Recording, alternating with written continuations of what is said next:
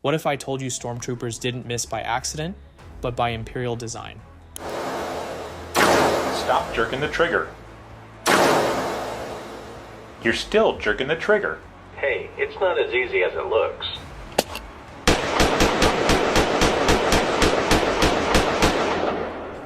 Stormtroopers, supposedly the Empire's elite, and yet they couldn't hit a target 5 feet in front of them. Coincidence, bad training, or something deliberate? Today, we're unpacking one of Star Wars' most persistent mysteries. Let's jump in. It's one of the longest-running jokes in Star Wars, but the truth behind Stormtroopers' terrible aim is more complex than bad training or sloppy marksmanship.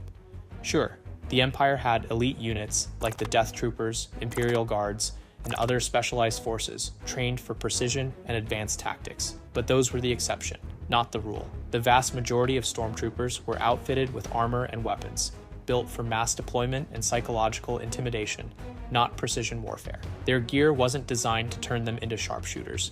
It was meant to overwhelm, suppress, and control. The Empire didn't need every trooper to be a crack shot, just part of a relentless, faceless machine of fear. One of the most notable pieces of equipment contributing to their poor shooting was the E-11 blaster rifle, the standard issue weapon for Stormtroopers. The E-11 was a blaster carbine designed for close to medium-range combat. While it was effective in general suppression and crowd control, it lacked the accuracy and precision required for long-range engagements or precise shots. The E-11's reliance on rapid-fire suppression rather than accuracy meant that any shot aimed at a specific target was inherently less likely to hit, especially from a distance. Additionally, the Stormtrooper helmet wasn't exactly designed with sharpshooting in mind. While it offered some basic heads-up display features, the technology was far inferior to the targeting systems used by clone troopers during the Republic era. Visibility was limited, the filtration system could cause fogging, and the helmet's narrow field of vision made acquiring targets a frustrating chore. Add to that the restrictive neck mobility and general discomfort, and it becomes clear. This gear was more about uniformity and fear factor than combat precision. This design flaw isn't just speculation, it's been acknowledged in the canon itself. In Star Wars Rebels Season 2, Episode 9, Stealth Strike, Captain Rex suits up in Stormtrooper armor for a rescue mission and starts missing every shot. Kanan quips, "Wow, you really do shoot like a Stormtrooper." And Rex fires back, "It's this helmet, I can't see." The moment he takes the helmet off, his aim immediately improves. Wow, you really do shoot like a Stormtrooper. Guess I don't have too much to worry about. This helmet! I can't see! Even a battle-hardened clone trooper struggled to shoot straight once he put on Imperial-issued armor. And this wasn't the first time the armor caught flack. Back in A New Hope, Luke grumbled about how he couldn't see a thing while disguised as a Stormtrooper, planting an early seed of doubt about the suit's practicality. The joke has echoed throughout the franchise ever since. In truth, it's not that every Stormtrooper was doomed to mediocrity, it's that the equipment often worked against them. The blaster's lack of precision and the inefficient helmet targeting systems were more than just technical failures. They highlighted the broader issue of the Empire's prioritization of quantity over quality. Rather than investing in highly trained soldiers or advanced weaponry for elite combat, the Empire focused on producing mass numbers of easily replaceable troops. While this strategy worked in many battles where overwhelm was the goal, it often led to Stormtroopers being poorly equipped for situations that required accuracy and finesse. The Empire's approach to military strategy was grounded in a philosophy of overwhelm and intimidation, rather than precision and elite skill. This mindset extended to the creation and recruitment of Stormtroopers, where the focus was on producing mass numbers of soldiers, not necessarily building a highly trained professional fighting force.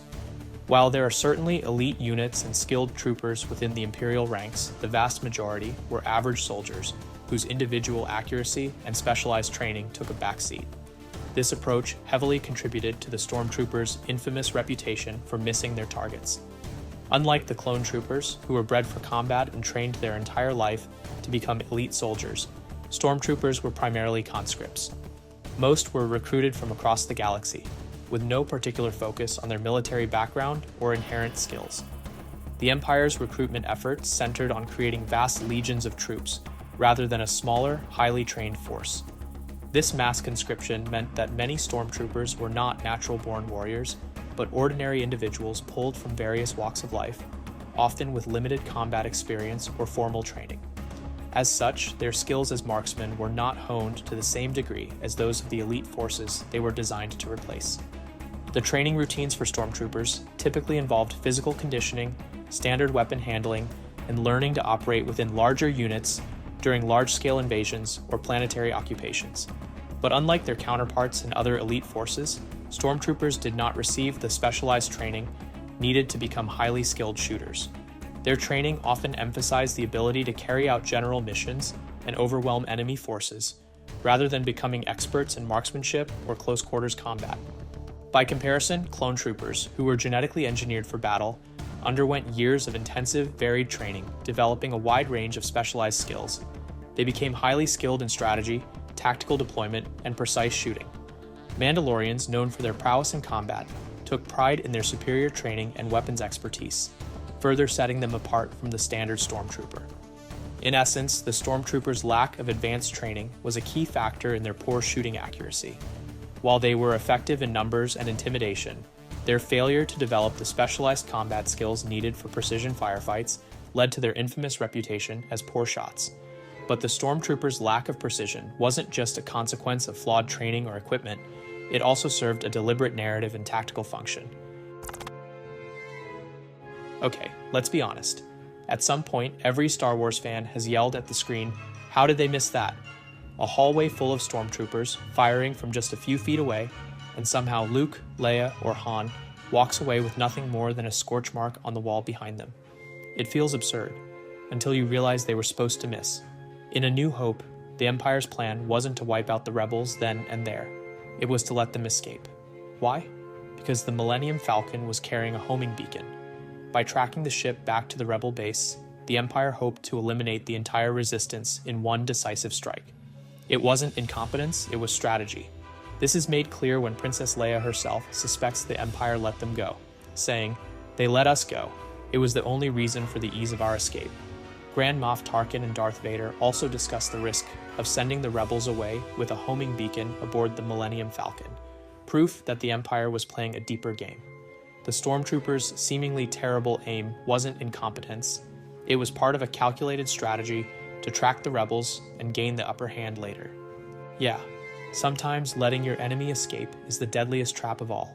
By deliberately holding their fire or aiming to miss, the Empire keeps the rebels just within reach, allowing them to track and ultimately crush the rebellion at the right moment. It's a ruthless game of patience and control, where the illusion of failure masks a far more dangerous strategy. And on a storytelling level, George Lucas has admitted that Stormtroopers miss on purpose. If they were expert marksmen, the story would lose all tension. Imagine Obi-Wan raising a promising farm boy who simply peeks around a corner and immediately gets taken out.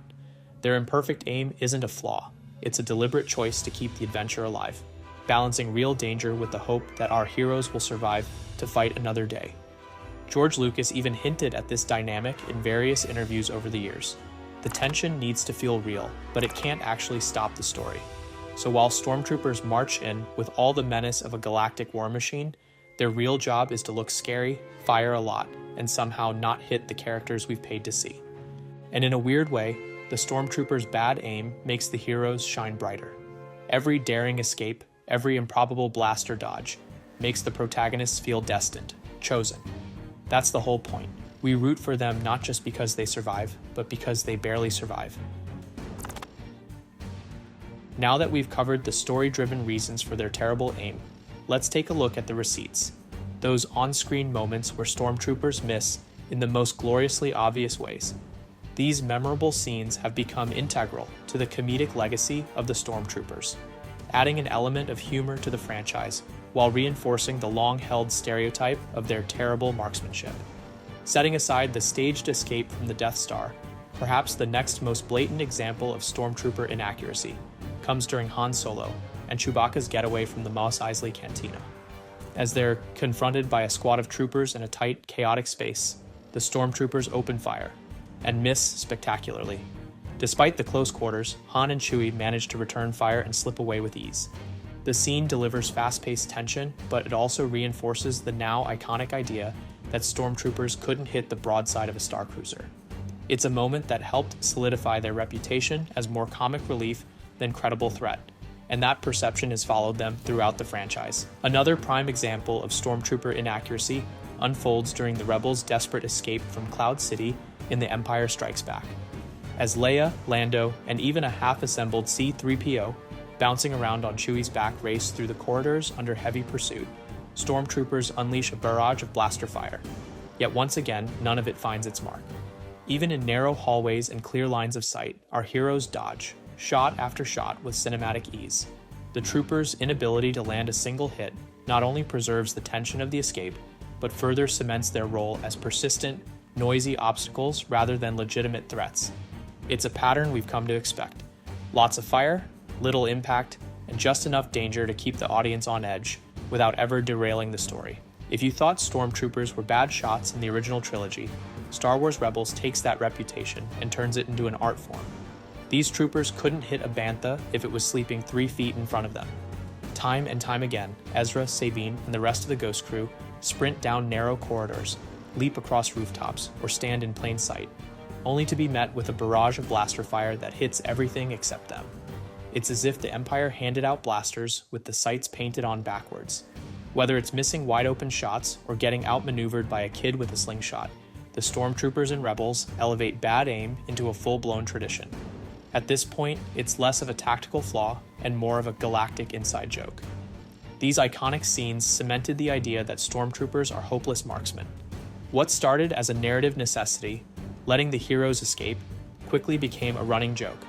Each miss added to the Stormtroopers can't shoot stereotype, turning intense battles into moments of unexpected humor. Even in the face of danger, their lousy aim adds a lighthearted touch that fans have come to love. So the next time a blaster bolt goes wide, just remember, it's not always about bad aim.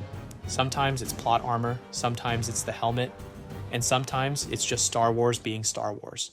If you love uncovering the hidden layers, clever choices, and in-universe quirks of the galaxy far, far away, hit that like button, drop a comment with your favorite Stormtrooper oops moment, and subscribe for more lore-rich breakdowns every week.